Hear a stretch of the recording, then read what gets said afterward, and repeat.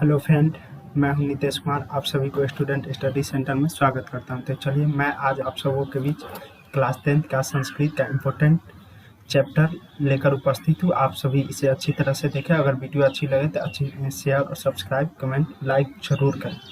तो आज का टॉपिक है, आज का चैप्टर है सप्तम पाठ नीति श्लोका। यानी आज जो हम लोग पढ़ने जा रहे हैं नीति श्लोक के बारे में क्या करेंगे, पढ़ेंगे कि नीति श्लोका। तो देखिए यहाँ पे हम स्टार्ट करते हैं।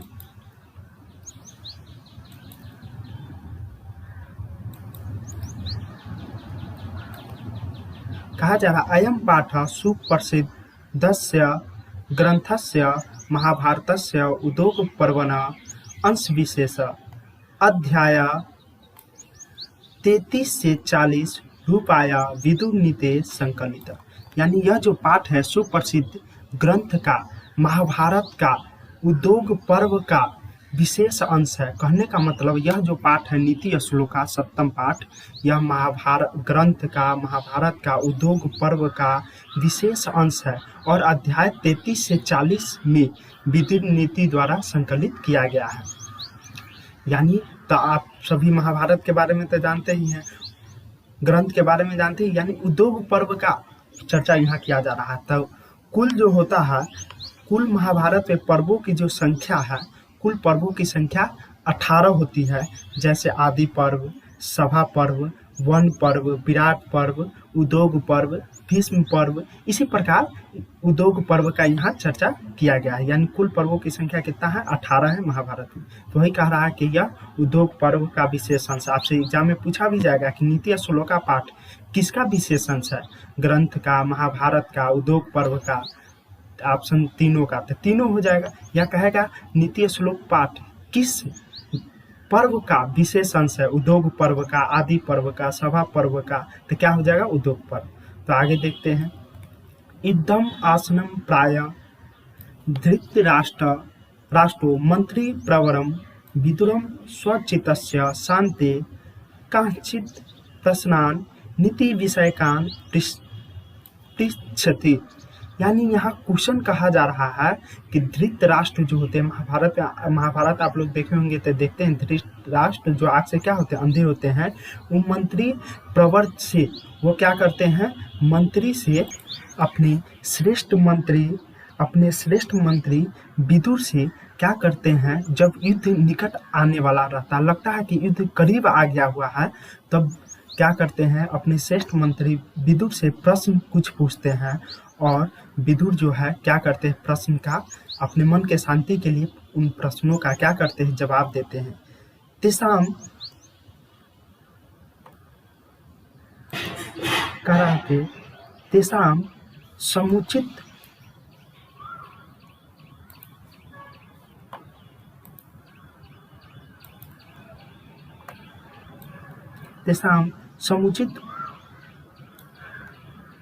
समुचितम उत्तरम विदुर ददाति। और विदुर द्वारा जो धृतराष्ट्र है अपने श्रेष्ठ मंत्री विदुर से जो प्रश्न पूछते हैं, तो विदुर उनका क्या करते हैं, उचित उत्तर देते हैं। तत्एव प्रश्न उत्तरम ग्रंथ रत्नम विदुर नीति। कह रहे हैं कि आगे कि यह जो प्रश्न उत्तर है, यह प्रश्न उत्तर का रूप ही ग्रंथ रत्न विदुर नीति है। यानी कहने का मतलब विदुर द्वारा जो उत्तर दिया गया, प्रश्न का जो उत्तर दिया गया, वह ग्रंथ रत्न ही, यानी रत्न का मतलब आप लोग जानते ही हैं, तो ग्रंथ रत्न ही विदुर नीति कहलाता है, होता है।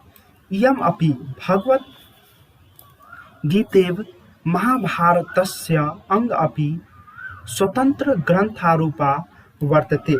कहा जा रहा है कि यह भी भगवत गीता की तरह महाभारत का अंग होता हुआ भी स्वतंत्र ग्रंथ स्वरूप है। यानी कहने का मतलब है कि यह जो है भगवत गीता की तरह महाभारत का अंग होता हुआ भी यह एक क्या है, स्वतंत्र ग्रंथ के रूप में है। अब पहला श्लोक यहाँ स्टार्ट होता है, देखते हैं क्या कहा जा रहा है। कह रहा पहला श्लोक में, यस्य कृतम न विघ्नन्ति शीत उष्णम भयम रति समृद्धि असमृद्धि वा स वै पंडित उच्यते। यानी कह रहा है यहाँ क्वेश्चन, अगर आप सभी को इसका अर्थ लिखना है श्लोक का तो आप वीडियो को रोककर लिख सकते हैं और आपके लिए और ही अच्छा रहेगा, फायदेमंद रहेगा। यानी यहाँ श्लोक का पहला श्लोक का जो अर्थ कर रहा है, जिसके कार्य को शीत मतलब ठंडा, उस जिसके कार्य को ठंडा हो, गर्मी हो, भय हो, समृद्धि हो, असमृद्धि हो नहीं रोक पाती है। फिर से बोला हूँ, जिसके कार्य को ठंडा, गर्मी, भय, समृद्धि, असमृद्धि नहीं रोक पाता है, वही व्यक्ति पंडित कहलाता है, वही ज्ञानी कहलाता है। यानी कहने का मतलब, अब कहिएगा कि ठंडा कैसे रोकेगा, गर्मी कैसे रोकेगा, तो देखिए हम लोग जब कभी कार्य करते हैं या किसी लक्ष्य को प्राप्त करने के लिए दिन रात मेहनत करते हैं तो कहते हैं अरे इतना ठंडा है, जब ठंडा बढ़ जाती छोड़ो कल काम करेंगे। यानी हमारे कार्य को क्या कर रहा है, डिस्टर्ब कर रहा है। अरे इतना गर्मी है, अरे इसमें समृद्धि होगा, यानी लक्ष्य को प्राप्त कर पाएंगे कि नहीं कर पाएंगे, क्या होगा नहीं होगा। अरे भय लगता है मन में, अरे हम जो जितना मेहनत कर रहे हैं और उस हिसाब से हमें कर्म का फल मिलेगा कि नहीं मिलेगा, इसका भय हमारे मन में क्या रहता है। तो कहने का मतलब उस तरह का भय हमारे कार्य को क्या करता है, बाधित करता है।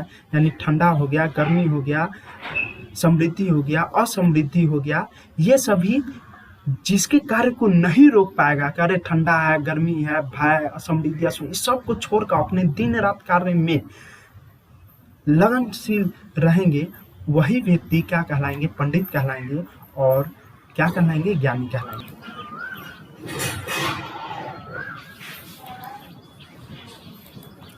दूसरा श्लोक आपसे कह रहा है क्या, दूसरा श्लोक कह रहा है कि तत्वज्ञ सर्वभूतानां योगज्ञ सर्वकर्मणानां उपायोग्य मनुष्यानां नरः पंडित उच्यते। यानी सभी जीवों के तत्वों को जानने वाला, सभी के योग को जानने वाला, सभी के कर्मों को जानने वाला और उसके उपायों को जानने वाला मनुष्य ही क्या कहलाता है, नर पंडित कहलाता है।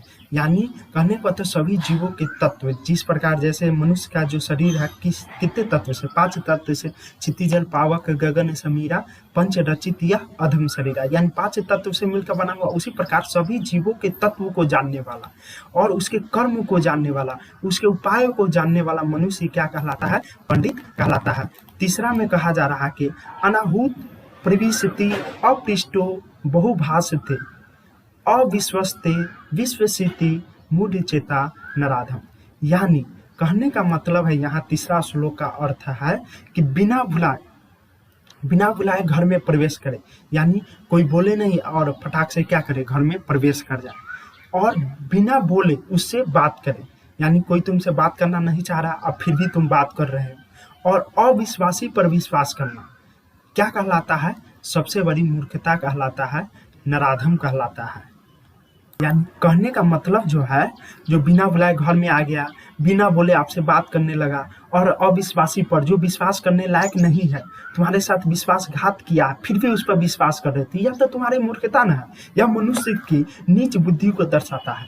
तो 3 श्लोक का अर्थ हो गया। आप श्लोक को, वीडियो को रोक कर अर्थ इसका लिख सकते हैं। ऊपर 2 श्लोक का अर्थ बताया, वहां से एक क्वेश्चन बनता है, क्वेश्चन पूछा जाता है कि पंडित किसे कहते हैं, तो आपको श्लोक का अर्थ पता रहेगा तब ना आप लिखिए। VVI क्वेश्चन, हिंदी क्वेश्चन भी पूछता है पंडित किसे कहा गया, तो जिसके कार्य को ठंडा, गर्मी, भय, समृद्धि, असमृद्धि नहीं रोक पाता है, जो सभी जीवों के तत्वों के जानने वाला, कर्मों के जानने वाला, उसके उपायों को जानने वाला ही क्या कहलाता है, पंडित कहलाता है। याद रखिएगा। उसके बाद यह भी क्वेश्चन पूछा जाएगा, मूर्ख किसे कहते हैं, नराधम किसे कहते हैं, तो याद रखिएगा, बिना बुलाए जो घर में प्रवेश करे, बिना बोले आपसे बात करे, अविश्वासी पर, यानी जो विश्वास करने लायक न उस पर विश्वास करेंगे, वो नराधम कहलाएगा। इसे आपसे क्वेश्चन पूछा जाएगा। चौथा क्या कहा जा रहा है आपसे, यहाँ देखिएगा।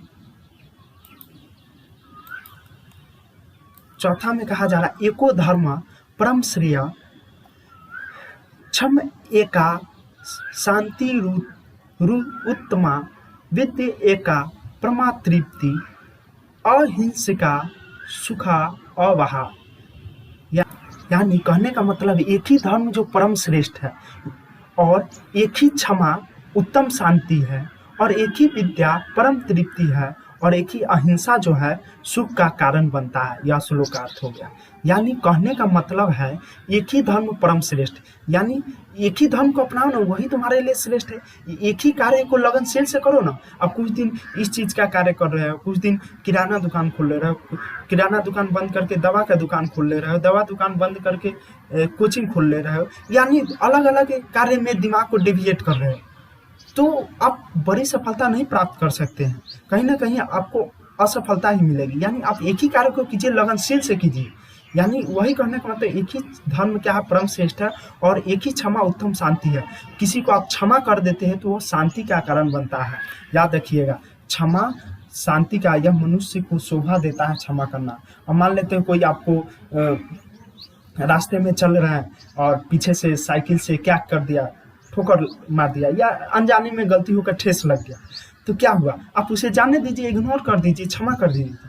और क्षमा न कीजिए, उसे झगड़ा कीजिए, गाली गलौज कीजिए, आप उसी को गाली दीजिए, वो आपको गाली देगा, तो इस तरह से शांति फैल जाएगा। आप देखिए वहाँ पे अगर हम क्षमा कर देते, इग्नोर कर देते, क्योंकि गलती किसी से हो सकती है, मिस्टेक आज उससे हुआ है, कल हमसे हो सकता है, तो वह शांति का कारण बना। और एक ही विद्या परम तृप्ति है, यानी विद्या से परम तृप्ति मिलती है, और अहिंसा सुख का कारण होता है। महात्मा गांधी जी भी क्या बोले थे कि अहिंसा और सत्य के पथ पर चले, यानी हिंसा किसी से नहीं करना है, द्वेष की भावना नहीं रखना। और हम किसी से द्वेष रखेंगे, जलन रखेंगे, हिंसावादी बनेंगे, तो वो सुख का कारण नहीं, वह दुख का कारण बनेगा। याद रखिएगा। तो यहाँ से ऑब्जेक्टिव क्वेश्चन भी पूछेगा, हम बता रहे हैं क्या क्वेश्चन पूछेगा कि एक ही धर्म क्या है, तो परम श्रेष्ठ है, या कहेगा परम श्रेष्ठ क्या है, तो एक ही धर्म है, या कहेगा एक ही क्षमा क्या है, तो उत्तम शांति है। तीसरा ऑब्जेक्टिव पूछ सकता है एक ही विद्या क्या है, परम तृप्ति है। चौथा क्वेश्चन पूछ सकता है डैश सुख का कारण बनता है, तो अहिंसा, या कहेगा एक ही अहिंसा किसका कारण बनता है, तो सुख का कारण बनता है। तो इस तरह से ऑब्जेक्टिव क्वेश्चन आपसे पूछा जाएगा। चलिए 5 नंबर क्वेश्चन क्या कहा जा रहा है। 5 नंबर क्वेश्चन कहा जा रहा है, यहाँ पे आप स्क्रीन पर देखेंगे, 5 नंबर क्वेश्चन कहा जा रहा है त्रिविधम नरकस्य एदम द्वारम नाशनम आत्मना कामम क्रोधम अस्त तथा लोभस्त अस्मात् तथा त्रयम त्यजेत। यानी कहने का मतलब 3 द्वार, यानी 3 द्वार जो मनुष्य को नरक की ओर ले जाता है, मनुष्य को नाश देता है, विनाश कर देता है। पहले ही हम आपको बताएं सज्जना नाम संगति सत्संगति आगच्छन्ति, सज्जनों की संगति से ही सत्संगति कहलाती। यानी कहने का मतलब 3 जो द्वार है आपके लिए खुला हुआ, और उस द्वार में प्रवेश करेंगे तो वह जो द्वार है वह किसका द्वार है, नरक का द्वार है, और वो मनुष्य को नाश कर देता है, बर्बाद कर देता है। यानी 3 द्वार कौन है, कामम क्रोधम, यानी काम क्रोध तथा लोभ। काम यानी कहने का मतलब, काम का मतलब कहिएगा कि हम कोई कार्य करवे करते, यानी काम करने का मतलब खराब काम, बुरा काम, किसी से मारपीट के पैसा छीन लेना, किसी को इंसल्ट करना, बेइज्जत करना, इस तरह का काम अच्छा काम नहीं कहलाता। आप किसी की दान दीजिए, किसी को सहायता कीजिए, मदद कीजिए, ये काम अच्छा काम कहलाता। कोई भी चीज़ का क्या होता है, पॉजिटिव और निगेटिव दोनों रिजल्ट आते हैं। यानी कहने का मतलब यहाँ काम का मतलब अच्छा काम से। क्रोध मनुष्य को नहीं करना चाहिए, क्योंकि नीति शास्त्र में भी कहा गया है कि मनुष्य का अगर सबसे बड़ा शत्रु है तो वह क्रोध है। याद रखें, मनुष्य का सबसे बड़ा शत्रु क्रोध है। क्रोध तो कभी करना नहीं चाहिए। अगर आपसे झगड़ा हो किसी से, तो क्रोध में क्या कर सकते हैं, आप कुछ भी कर सकते हैं। तो जिस समय झगड़ा हो ना, उस समय आप कुछ ना बोले कि हाँ लाठी ले मारेंगे, ये करेंगे, वो करेंगे, क्योंकि क्रोध ऐसा चीज है जो विनाश की ओर ले जाता है। आप उसे तुरंत जवाब दीजिए कि हम 20 मिनट बाद तुमसे फरिया लेंगे। जब झगड़ा जुड़ी हो ना कोई चीज, कही कि हम 20 मिनट बाद देख लेंगे, ये कर लेंगे, वो कर लेंगे, और जैसे 20 मिनट बाद होगा, मस्तिष्क शांत होगा, कहेंगे अरे हम ये क्या करने जा रहे हैं। तो देखिए इसका अच्छा परिणाम है कि नहीं। यानी क्रोध में कुछ करना ही नहीं चाहिए। जब भी क्रोध आए आपको, किसी से झगड़ा हो, कहिए कि हम 20 मिनट बाद 30 मिनट बाद आपको हम बताएंगे। 30 मिनट बाद मन शांत हो जाएगा, सब शांत हो जाएगा। यानी कहने का मतलब, और लोभ का बुरा परिणाम वृद्ध व्याघ्र पति कथा में देखे ही थे कि नारायण पंडित कैसे बाघ द्वारा मार के खा लिया गया। तो लोभ नहीं करना चाहिए। तो याद रखिएगा, इस श्लोक का अर्थ हो गया। और क्वेश्चन पूछेगा कि नरक के कितने द्वार है, या जो मनुष्य को विनाश कर देता, क्वेश्चन पूछेगा तो कितने द्वार है, ऑप्शन दिया रहेगा 1 2 3 4, तो क्या हो जाएगा 3 हो जाएगा। या तो क्वेश्चन पूछा नरक के कितने द्वार हैं, ऑप्शन दिया रहेगा काम, क्रोध, लोभ, इनमें सभी। तो क्या हो जाएगा सभी। या यह भी क्वेश्चन हिंदी क्वेश्चन पूछा नरक के कितने द्वार है, हिंदी में क्वेश्चन पूछा जाए तो आपको लिखना होगा कि नरक के 3 द्वार जो काम, क्रोध, लोभ है, जो मनुष्य को विनाश की ओर ले जाता है, नरक की ओर ले जाता है। तो नेक्स्ट श्लोकार्थ 6 नंबर, खट दोषा पुरुषेन हातव्या भूतिम इच्छिता निद्रा तंद्रा भयम क्रोधम आलस्यम दीर्घ सूत्रता। 6 दोष है जो मनुष्य को त्याग देना चाहिए इच्छा पूर्वक। मनुष्य के अंदर जो 6 बुरा दोष है उसे इच्छा पूर्वक त्याग देना चाहिए, तभी हम लोग क्या कर सकते हैं, सुख का कारक बन सकते हैं, अच्छा इंसान बन सकते हैं। वह 6 दोष क्या है, कहने का वह 6 दोष निद्रा है, यानी ज्यादा नींद ग्रहण न करे, तंत्रा है, भय है, क्रोध है, आलस्य है, आलस्य तो मनुष्य को करना ही नहीं चाहिए, दीर्घ सूत्रता यानी कोई कार्य को लंबे समय तक टालते रहना, अरे आज नहीं पढ़ेंगे, आज पढ़ने का मन नहीं है, कल पढ़ेंगे, परसों पढ़ेंगे, तरसों पढ़ेंगे, इस तरह का कार्य करना ही नहीं है। भय मन में नहीं रखना, क्रोध नहीं रखना है, घमंड नहीं रखना है, यानी यह जो 6 दोष है मनुष्य को त्याग देना चाहिए, नहीं तो यह 6 दोष मनुष्य को खोखला कर देता है। यहाँ से आपसे क्वेश्चन यह भी पूछेगा हिंदी टाइप के, मनुष्य के कितने दोष त्याग देना चाहिए, तो ऑप्शन क्या हो जाएगा 6 दोष आंसर हो जाएगा। या क्वेश्चन को मनुष्य को कितने दोष त्याग देना चाहिए, तो हिंदी में आपको लिखना होगा मनुष्य को 6 दोष इच्छा पूर्वक त्याग देना चाहिए, निद्रा, तंद्रा, भयम, क्रोध, आलस्य और दीर्घ सूत्रता। याद रखिएगा। 7वां श्लोक कह रहा है सत्येन रक्षते धर्मो विद्याया योगेन रक्षते मृज्या रक्षते रूपम कुलम वृतेन रक्षते। देखिए इसका जो विदुर नीति जो पाठ है नीति श्लोक का, यह एग्जाम के दृष्टि से आप मत पढ़िए, आप अपने दैनिक जीवन में उपयोग करने के दृष्टि से, ज्ञान के दृष्टि से पढ़े। मैंने आपको पहले ही बताया था संस्कृत ऐसा सब्जेक्ट है जो एग्जाम के दृष्टि से नहीं पढ़िए, या कोई भी सब्जेक्ट अपने दैनिक जीवन में उपयोग कीजिए। दैनिक जीवन में उपयोग कीजिएगा तो इसका आनंद कुछ और होगा, याद रखिएगा। 7वां श्लोक कह रहा है कि सत्येन रक्षते धर्मे, यानी कहने का मतलब कि सत्य के द्वारा, कहने का मतलब जो यहाँ पे है कि सत्य के द्वारा धर्म की रक्षा होती है, और योग के द्वारा, तपस्या के द्वारा विद्या की रक्षा होती है।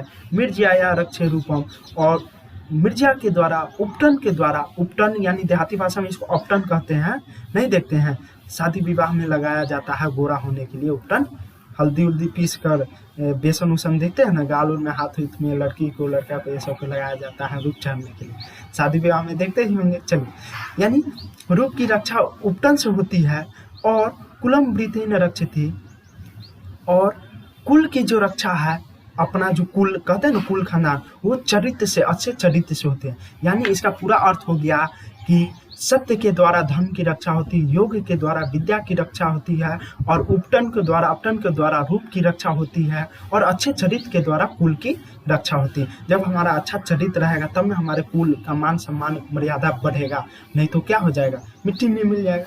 यानी तो यहाँ से भी ऑब्जेक्टिव भी इंपोर्टेंट क्वेश्चन पूछता है, किस तरह से पूछेगा आपको बता रहे, पूछेगा कि सत्य के द्वारा किसकी रक्षा होती है, तो धर्म की।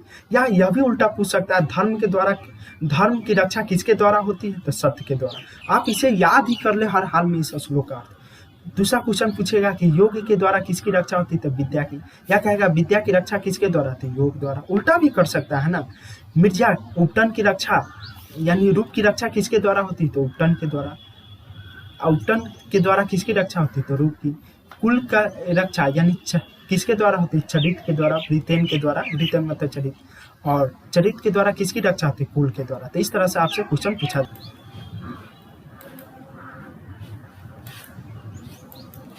नेक्स्ट 8 नंबर जो श्लोक है, सुलभा पुरुषा राजन सतम प्रियवादिन अप्रियस्य तु पथस्य वक्ता श्रोता च दुर्लभ।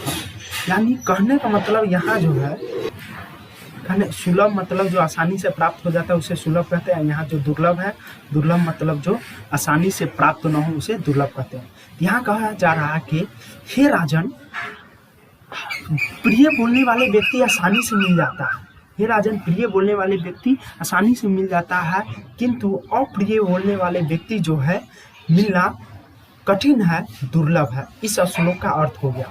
तो हम आपको इसको इस तरह से समझाते हैं। कहने का मतलब कि प्रिय बोलने वाले व्यक्ति आसानी से मिल जाता है। जैसे आप गांव समाज में कहिए, मोहल्ला में कहिए किसी दोस्त से कि रे दोस्त, हमको पढ़ने में मन नहीं लगता है, इस तरह के क्या करें, याद करते हैं, बिसर जाते हैं, ये करते हैं, वो करते हैं, तो क्या कहेगा दोस्त? छोड़ना, पढ़तन से हूँ मरतन, ना पढ़तन से हूँ मरतन, पढ़ेगा से हूँ मरेगा, ना पढ़ेगा से हूँ मरेगा, इस तरह से आपको डेविएट करेगा। यानी आपको प्रियता को दर्शाएगा। छोड़, पढ़ाई लिखाई करके कौन महान बन गए, ना पढ़ा लिखा वो ना अच्छा कमा लिखा लेखी, यानी कहने का मतलब आपको प्रिय बोल दिया और आपको अच्छा लगा, हाँ रे ये तो हमारे वो अच्छा दोस्त है जो हमारे बारे में क्या करता है, अच्छा सोचता है। और हम भी उसके बाद से क्या करते हैं, वो हमको प्रिय इसलिए बोला है कि हम बोलेंगे कि क्यों नहीं पढ़ता है, पढ़ाई लिखाई क्यों नहीं करता है, ये सब बेकार की बात है, तो वो तो हमें दोस्त खराब मान लेगा, तो फिर वो हमको खिलाएगा पिलाएगा कैसे?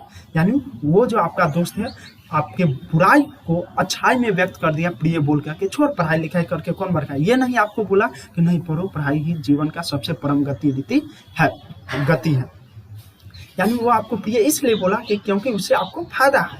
यानी प्रिय बोलने वाले आज के युग में इंसान अधिकांश मिल जाएंगे, आपके टोला मोहल्ला भी कहेंगे छोड़ो, अरे करो ना इस काम को, क्या है, अच्छा न पढ़ने में मन लगे तो छोड़ दे, क्या करो। ये ऐसा व्यक्ति नहीं मिलेगा कि ना पढ़ो। देखो तुम्हारे जैसे ही व्यक्ति थे जवाहरलाल नेहरू और महात्मा गांधी, सुभाष चंद्र बोस, भीमराव अम्बेडकर, ऐसे व्यक्ति जो है जो विभिन्न सारे कठिनाई को सामना करके देखो कैसे पढ़े, उनके पास तो विभिन्न तरह के फैसिलिटीज भी नहीं थे, तुम्हारे पास है।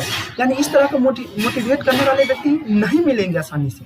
यानी कहने का मतलब प्रिय आपको बोलकर मन को खुश करने वाले व्यक्ति आसानी से मिल जाएंगे और वो तुम्हारे लिए हानिकारक है, जबकि अप्रिय बोलकर आपको क्या करता है, आपके लिए फायदा है। और कोई व्यक्ति, वही बूढ़ा व्यक्ति को जाकर कहिए कोई, या ज्ञानवान व्यक्ति, समझदार व्यक्ति को जाकर पढ़ने में मन नहीं लगता है, ये सब वो सब, तो वो आपको क्या कहेगा, अरे पाक ये सब दिमाग का भ्रम है, क्यों नहीं पढ़ता, मारेंगे खाते, इस तरह का बात आपको पढ़ो, देखो ये फलावा का बेटा पढ़ के क्या कर गया, ये बन गया, वो बन गया, इस तरह की बात से आपको मोटिवेट करेगा। तो यानी वो आपके लिए अच्छा बात बोला, लेकिन आपको वो क्या लगा, अप्रिय लगा, पाक बूढ़ा खड़ूस है, इस तरह की बात करते हैं, या उसके मन में, हम लोगों के मन में ऐसा भावना आ जाता है। यानी आज के ऐसा युग है जो आपको प्रिय बोलने वाले व्यक्ति आसानी से मिल जाएंगे, लेकिन अप्रिय कटुवाणी बोलने वाले आपको आसानी से नहीं मिलेंगे। यानी इतिहास गवाह है, जो जितना ही करवा होता है वो हमारे लिए क्या होता है, फायदेमंद होता है। देख लीजिए नीम के पत्ते में कभी क्या होते हैं, कीड़ा मकोड़ा नहीं आते हैं, और वही चीनी मिठास में क्या होते हैं, कीड़ा मकोड़ा चींटी लग जाते हैं। तो इससे आप क्या कर सकते हैं, सीख सकते हैं। नवम पाठ, पूजनीय महाभागा पुण्याश्च गृह दीप्तय स्त्रिय श्रियो गृहस्यो उक्ता अस्त अस्माद्रक्षा विशेषता। यानी कहने का मतलब स्त्रियां जो है घर की लक्ष्मी है, स्त्रियां घर की दीपक है, वह क्या है, घर का श्रृंगार है, और वह घर का क्या है, लक्ष्मी है। कहने का मतलब है यहाँ पे जो घर की लक्ष्मी है, घर की शोभा है, स्त्रियां क्या है, पूजनीय है, माननीय है, सम्माननीय है। इस प्रकार हमें स्त्रियों की क्या करनी चाहिए, विशेष रक्षा करनी चाहिए। यानी इस श्लोक के माध्यम से हमें स्त्रियों के प्रति विशेष भाव, सादर, सम्मान को क्या करता है, प्रकट करता है। ऐसा होना भी चाहिए। तो वही कह रहा है कि स्त्रियां हमारे घर की दीपक है, बात सही है, शोभा भी बढ़ाती है, लक्ष्मी भी है, इस तरह की पूजनीय, हमारे लिए पूजनीय है, तो हमें इनकी विशेष रक्षा करनी चाहिए, सपोर्ट करनी चाहिए। आगे 10 नंबर श्लोक, अकृति विनियो हंति हंत्य अनर्थ पराक्रम हंति नित्यम क्षमा क्रोधम आचारो हंत्य अलक्षणम। यानी यहाँ पे बहुत ही इंपॉर्टेंट लास्ट श्लोक है, 10 नंबर। क्वेश्चन कहा जा रहा है कि विनय जो है अपयश को मारता है, यानी विनम्रता जो है क्या होता है, अपयश को मार देता है। और कहा जा रहा है कि यहाँ पे पराक्रम अनर्थ को मारता है, पराक्रम अनर्थ को मारता है, और क्षमा क्या करता है, क्रोध को मारता है, और आचरण जो है बुरे लक्षणों को क्या करता है, मार देता है। यानी कहने का मतलब विनय यानी अच्छा व्यवहार, विनम्रता अपयश को, खराब बुराइयों को क्या कर देता है, मार देता है। उसी प्रकार पराक्रम जो है अनर्थ को मार देता है, और क्षमा जो है क्रोध को मार देता है। यानी कहने का मतलब क्षमा क्रोध को मार देता है। और अच्छा आचरण आपके अंदर होंगे तो धीरे धीरे हर इंसान के अंदर बुराई और अच्छाई दोनों है। जब आप अच्छे आचरण की ओर जाएंगे तो बुराई अपने आप क्या होते जाएंगे, समाप्त हो जाएंगे। तो यहाँ से भी आपसे ऑब्जेक्टिव क्वेश्चन पूछा जाएगा कि यानी क्वेश्चन यहाँ यह पूछा जाएगा कि विनय किसको मारता है, तो अपयश को मारता है। विनय किसको मारता है, अपयश को। अपयश मतलब कि अकीर्ति को। अकीर्ति भी पूछ सकता है या हिंदी में भी ऑप्शन दे देगा, काहे कि हिंदी भी आप ऑप्शन देता है। यहाँ देखिए ध्यान से आप गौर कीजिए कि क्वेश्चन आपसे पूछेगा कि विनय किसको मारता है, तो अपयश हो या अकीर्ति हो। या देखिए या कहेगा अकीर्ति को कौन मारता है, तो विनय मारता है। इस तरह से भी उल्टा क्वेश्चन भी पूछ सकता है, याद रखिएगा।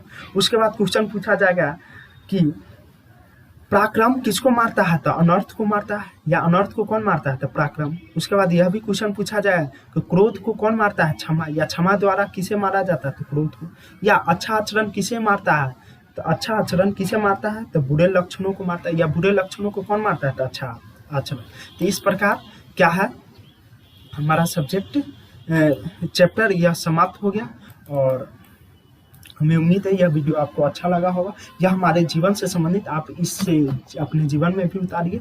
ये बहुत ही अच्छा है विदुर नीति। और यहाँ से यह भी क्वेश्चन पूछा जाएगा कि नीति श्लोक जो पाठ के रचयिता जो है कौन है, विदुर है। नीति श्लोक का पाठ के रचयिता कौन है, विदुर है। यह कहाँ से लिया गया है, महाभारत का। किसका विशेषण है, ग्रंथ का, महाभारत का उद्योग पर्व का। यानी पर्व की संख्या कितना है, 18 है, मैंने बता ही दिया था। उसी में एक उद्योग पर्व है। और इस प्रकार यह सब्जेक्ट चैप्टर आज समाप्त हुआ। और फिर मिलेंगे नेक्स्ट वीडियो में। वीडियो अच्छा लगे तो कमेंट शेयर सब्सक्राइब जरूर करें। और फिर मिलेंगे नेक्स्ट वीडियो में। धन्यवाद।